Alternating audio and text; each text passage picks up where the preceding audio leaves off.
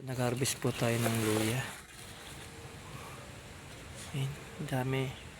Pero bali, hindi lang po tayo tumama sa magandang presyo dahil presyohan lang po ngayon sa wholesale po. Nasa 55 po ang kilo. Lalo po yung ganito po kaliliit. Yun, kinukuha lang po ng 50. Kayun pa man, still income pa rin naman yan.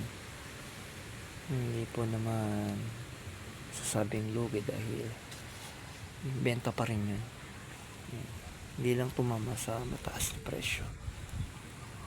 Yung 50 per kilo is okay na yan.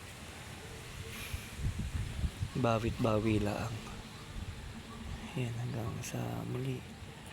Yan, mga halaman na tinatanim po namin dito sa aming pong area. Yung kasalukuyan, nagbibilad din po kami ng sili para naman po ito sa gagawin po nating chili garlic. Yan, chili garlic po yan. Yan po yung ating talungan. Ito sa talong mahirap buhayin kasi tamaan ng insekto. Mahirap palagaan para sa amin, hindi po sanay pa. Siguro mga ilang tanim pa mapapag-aralan ng maganda. Pero yun yung kamutihan po ng baging.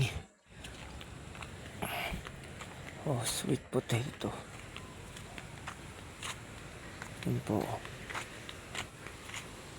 Ito po yun. Ito pinakamadaling alagaan. Ayan, ganyan lang po. Kung may area po na medyo malaki-laki, pwede nyo tamnan ng kamoting packing. Sa katapusan ng March o first week ng April, harvest po na ito. 3 months lang po kasi ito, hindi pwedeng pagulangin maigi.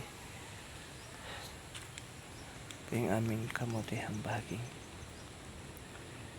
Sa pipino naman po, tapos na ang kanyang bunga. Papalit na po kami ng binhi ng pipino. Panibagong tanim po ulit. Sa muli.